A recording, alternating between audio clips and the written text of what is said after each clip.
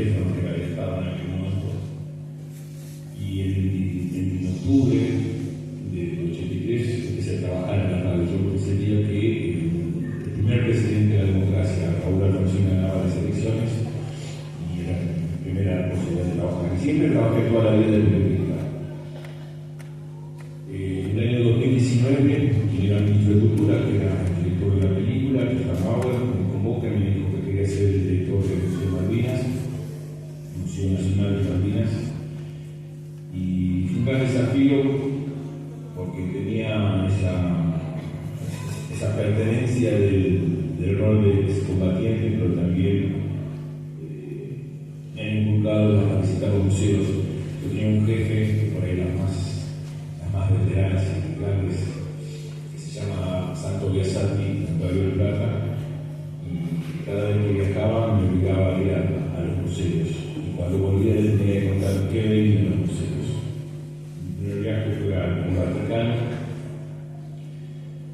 después por un encuentro del que era presidente en aquel momento con el Papa Juan Pablo II, después era Polonia y la Unión Soviética y Alemania. Y me había ordenado ir al Museo del Vaticano y yo no había ido. Cuando estaba volviendo me preguntó ¿qué tal el museo? Y digo, pero te cuento. Cuando estaba en Roma de vuelta, participo toda esa tarde al Museo del Vaticano y le agradecí toda la vida porque conocí un lugar que me parecía increíble. Se llama la Capilla Sixtina. Yo pensé que era una iglesia inmensa y una capillita chiquita, pero con unos cuadros y unos murales que todavía perduran en mi recuerdo y cada vez que voy a hacer fui, siempre voy a visitar esa Capilla Sixtina. Así que fue un gran desafío y la única condición que le puse al ministro fue que el museo sea un punto de encuentro. Primero porque no es un museo de guerra solamente, es el 9% del museo la parte que recuerda el conflicto bélico de la guerra. Porque Malvinas no es solamente lo que yo viví o lo que vivimos mis compañeros y compañeras, sino lo que es la historia, que tiene más de 500 años, un señor llamado Magallanes, cuando empezó a recorrer los mares del sur, le dio a uno de sus oficiales de barcos recorrieron un poco el Atlántico Sur y ahí se ve por primera vez unas islas que se llamaron las Islas Anzó, que posteriormente en distintos procesos por los marinos franceses que hicieron colonizar nuestras islas se terminó llamando Malvinas por un puerto que hay en Francia como Montevideo. Y en el Museo Malvinas uno puede, no sé si han ido, visitaron el Museo Malvinas, ¿lo conocen? Sí. Es hermoso. Es un museo que tiene todo lo que tenga que ver con la flora, con la fauna, con el mar, con la historia. Y me tocó dirigir el museo en un tiempo, ¿se acuerdan que no podíamos salir de la casa porque había un villano dando vuelta llamado COVID? Y yo quería darle vida a ese museo. Por un lado, pudimos conseguir como 480 impresoras y esas máscaras para dar a los maestros, para dar a los hospitales, a los jubilados, a la gente de seguridad, para que pudieran trabajar en el medio de la pandemia. Y después empecé a hablar con las universidades y desarrollamos un proyecto que se llama, que aún por suerte está, Pisar Malvinas, que era con un autobús, con las máscaras. Uno viaja a las Islas Malvinas, camina por las Islas Malvinas y recorre lo que es la población previa a la usurpación, un rompecabezas que uno tiene que armar, como era esa población antes de 1833. Después hay un avión de un señor llamado Fichera que fue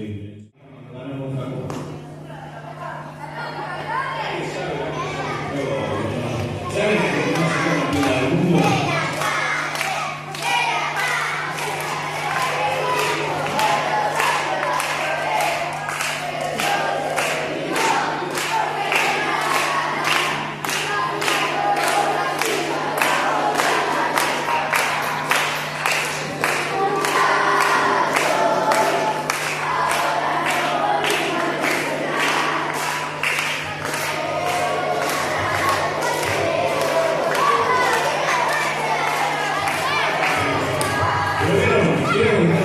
Tenemos que trabajar por ese recuerdo y ese reconocimiento permanente. Pero más allá de esta experiencia que nosotros, los pibes, ya no somos tan pibes, ya somos un poco grandes, hemos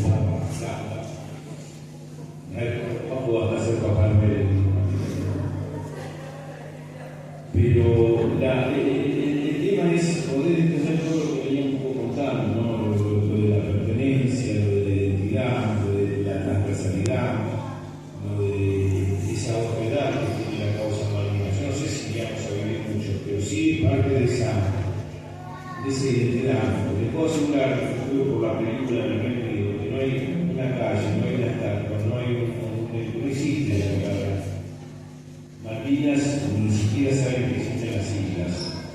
Y acá uno camina por cada cuadra, en cada barrio, hay un monumento, un monolito, una calle, los colectivos que pasan y dicen Malvinas no Sur. Es decir, hay una pertenencia y una identidad que también hay que contarla, hay que explicar. Yo siempre traté de rescatar la parte humana de la guerra. Y siempre digo que cuando una mamá tiene un hijo en una guerra, sea para la prensa o para los diarios, dicen, murieron 400 soldados, o 50 soldados en un accidente, o chocó millones de personas, o cayó un avión, y para la prensa es un número, o cuando la gente se acuerda que murió por el COVID. En cambio, para una mamá, un papá, un hermano, una novia, un hijo, que pierde un ser querido, no se levanta a la mañana y agarra el celular y ve lo que está pasando. Lo primero que hace es ver esa foto, porque la tapa la tiene toda su vida. Entonces uno lo que se plantea es si tuvo sentido esas muertes en la guerra, injustas como todas las guerras. Y creo que sí, si trabajamos y rescatamos la memoria. El museo es un buen camino para rescatar la memoria. Y la historia también. Estudia la historia, ¿no? Acá todos estudian, ¿no? ¿A todos les gusta estudiar?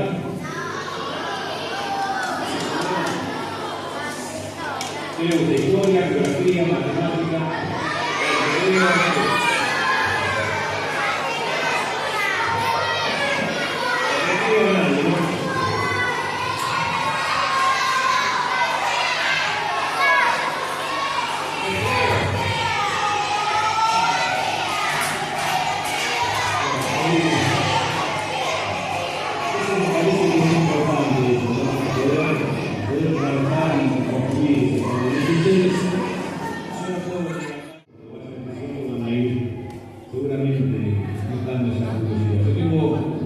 Tengo 3 hijos, soy abuelo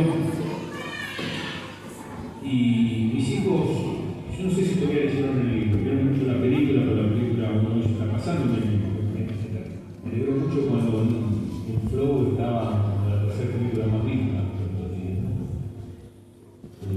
Porque también el arte, para mí escribir libros, ahora saqué un libro de poesía, escribir cuentos, estoy trabajando en otro proyecto para otra película, es poder también transmitir y seguir construyendo la memoria. Porque Iluminado por el Fuego, la película tiene 20 años, el libro tiene 32 años, y todavía se sigue diciendo. Es decir, que uno puede marcar ese camino, que para los que estuvimos en la guerra se llama resiliencia, ¿no?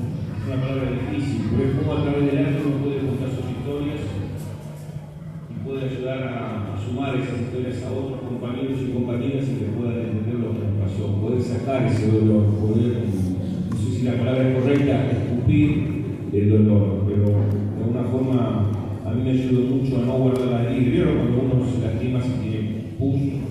Duele, entonces hay que luchar, sacar esa herida y que se cure. Y yo siento que pude curar esas heridas. Soy un hombre muy feliz. Les cuento el secreto que hay una palabra que no me gusta para nada, que se llama la palabra sobreviviente. Amo mucho vivir, amo mucho la vida, y de ese lugar me trato de construir todos los días un camino con un granito de arena, aportando algo distinto para que tengamos un mundo de esperanza. Ustedes se merecen un mundo de esperanza. Y hay que trabajar desde lo que uno ha vivido para que no volvamos a cometer los mismos errores.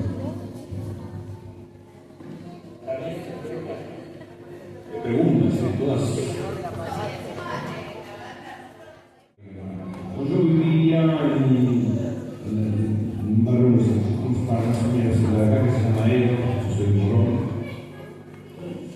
Y cuando terminé el secundario quería ser agrimensor. Me gustaba. Yo en Malvinas, ¿vieron ese mapa? Yo manejaba los mapas, unas tablas. Hay una profesora de matemáticas porque yo manejaba una cosa que se llamaba la tabla de Powell y hacía cálculos, se llamaba Maradona. ¿Escucharon alguna vez a Maradona? No. Digo el nombre, no. Sí. ¿Viste el mejor gol del mundo? La mano de Dios. ¿Saben qué es la mano de Dios? ¿Qué es?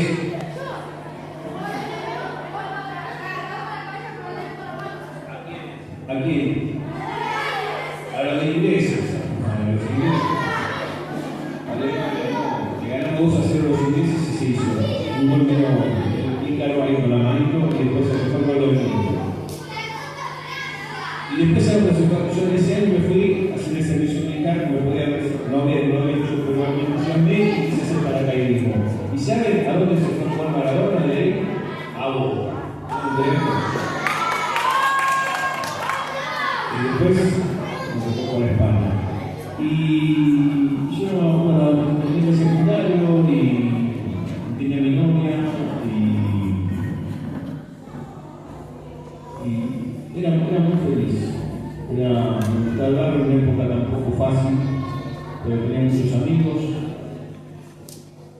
y no podía haber no hecho servicio militar, que en esa época era obligatorio, pero no quería ser paracaidista. Fui, salté 10 veces, pero salí más, no importa. Y después, yo me iba de baja el 4 de abril de ese año y tenía que ir a la unidad militar a buscar mi documento. Y cuando la persona que me dijo que habíamos comenzado la recuperación de Malvinas fue mi mamá, que con mucha sabiduría me dijo, cuando estábamos viendo televisión, cuántas mamás o cuántos soldados estarán yendo a la Plaza de Mayo a celebrar la recuperación de las islas. No tienen dimensión de lo que es la guerra. Y yo un poco no le hice caso, porque cuando volví a la unidad, el jefe de la unidad me dijo, Esteban, usted se puede ir de baja, pero para mí la Malvinas era una aventura. Era ir, porque era como ir a la luna, ¿viste? Tomar una nave espacial y llegar a un lugar que era imposible. Y me parecía mágico, cosa que lo sentí cuando llegué a las islas. Después cambió todo cuando empezaron las bombas. Pero bueno, tenía que ir y fui. Y después esa cédula militar que tenía, me la sacaron cuando subí como prisionero de guerra, ya cuando terminó el conflicto bélico, en un buque que se llamaba Canberra. Y los británicos me la sacaron del barco. Y hace 4 años atrás, una periodista me dijo que mi cédula militar se estaba vendiendo un remate en el Reino Unido a mucha plata, a 1.750 libras esterlinas, y dije, lo voy a recuperar, y busqué un abogado argentino allá, un pueblo que no me cobró nada, y tardamos 2 años, y en el 2022 pude recuperar esa cédula militar que me habían robado los ingleses. Así que bueno, son esas cosas que uno vive y que de alguna forma perduran en el tiempo. ¿Está bien la respuesta? ¿Cuánto nos queda? Hay muchas preguntas. Bueno, tengo vos. Los podría responder más rápido. No.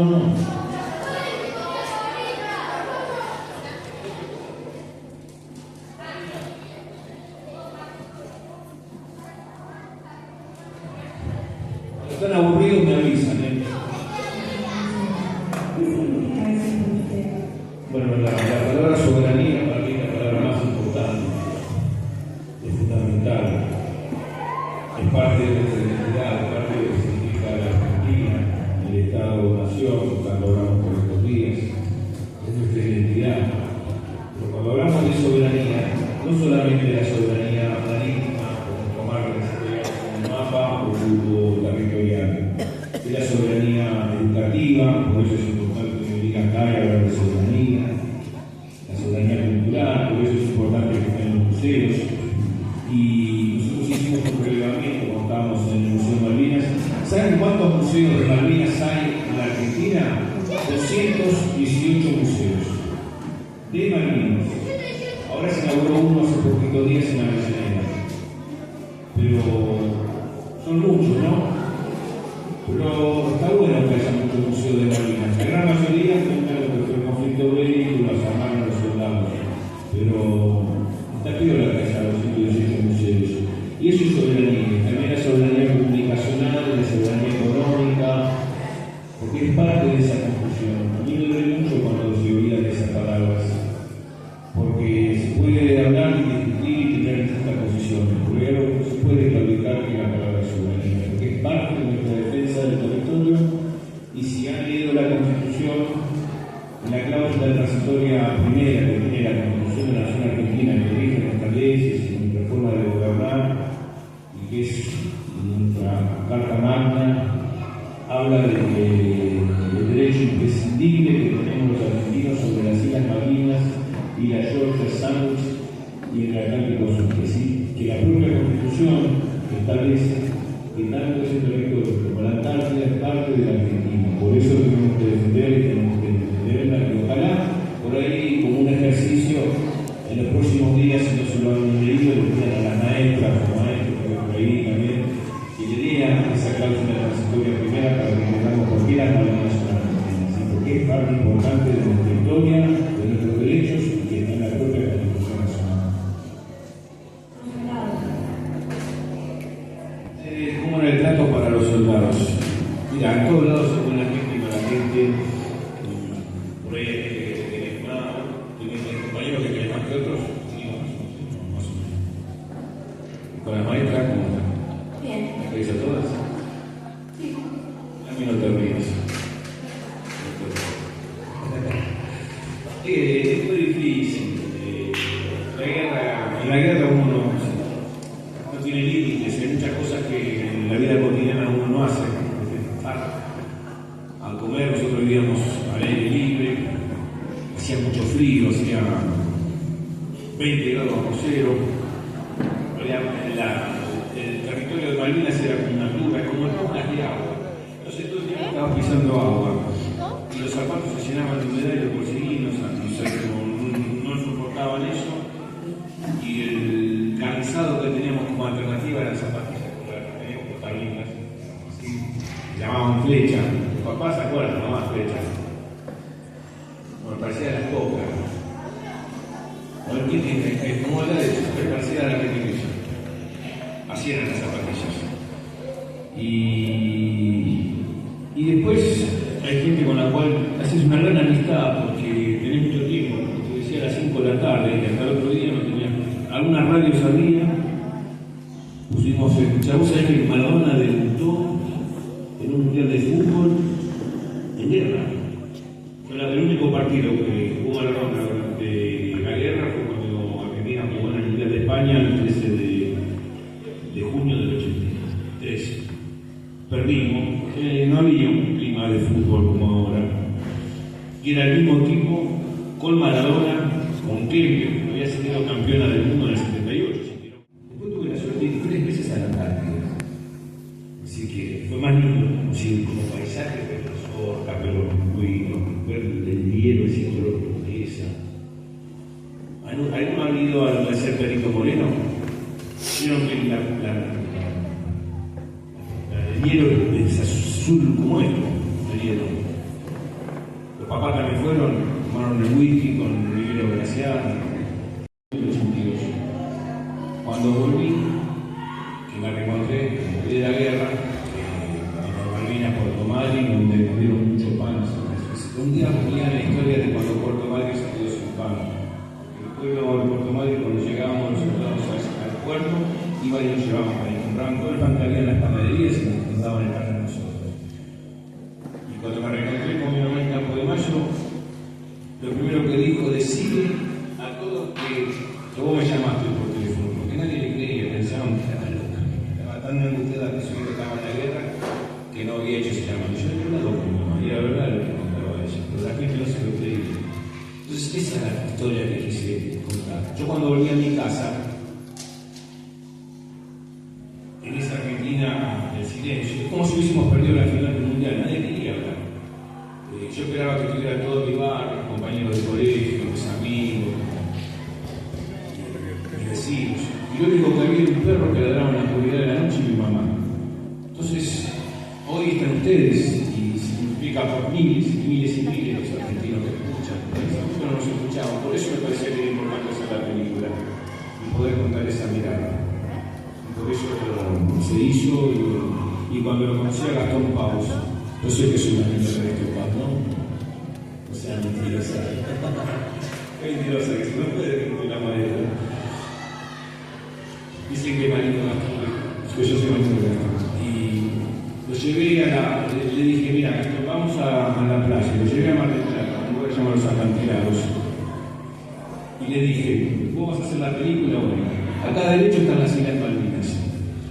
Si vos lográs 15 segundos de una mirada de un excombatiente, va a ser una gran película. Porque el secreto de los excombatientes está en la mirada. Ustedes miren los ojos de los excombatientes, van a ver que ahí hay una mirada profunda, de tristeza, y esa mirada fue lo que construyó esa película. ¿Sí? Si tuvieras que... ¿Tu nombre? Sofía.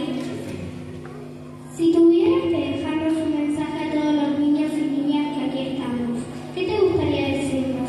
¿Querés agregar algo más? Uf. Ese nombre que me pasa porque tu mamá lo pusieron porque te gusta sacar.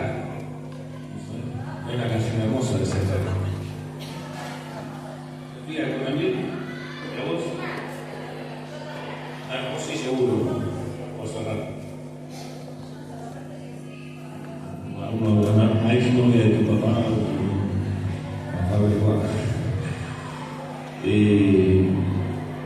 yo soy un hombre que amo profundamente la vida, como les dije. Escribí un libro que iba a cerrar una historia. Y Diego Gieco, hace muchos años, un día me dice, me voy a la Antártida a cantar. Fue la primera vez que fui a la Antártida. Y entonces hizo un recital hermoso de un disco que se lo recomiendo, que se llama Ushuaia de la Quiaca. Y termina el recital y me dice, Edgardo, no sé por qué me lo dijo a mí, quiero hacer algo acá. Digo, ¿qué vamos a hacer acá, León? En la Antártida hace mucho frío, estamos en una base, no hay nada. Digo, bueno, vamos a ver las estrellas. Y me decía, esto me lo dijo él, no es que yo voy a decir una palabra que no corresponde, es una palabra textual. León Gieco me dijo, sí, lo vamos a cagar de frío. Pero no es que yo esté diciendo una mala palabra, ¿eh? No hagan caso de lo que yo digo, pero dijo eso. Y le digo, no importa, que nos ponemos a ropa naranjada y vamos a ver las estrellas. ¿Qué importa el frío? Y nos fuimos a ver las estrellas. Y Dios se emocionó mucho y me abrazaba. Y en un momento agarró un teléfono satelital y lo llamó a otro cantante, que por ahí lo conocen, se llama Charly García. ¿Conocen?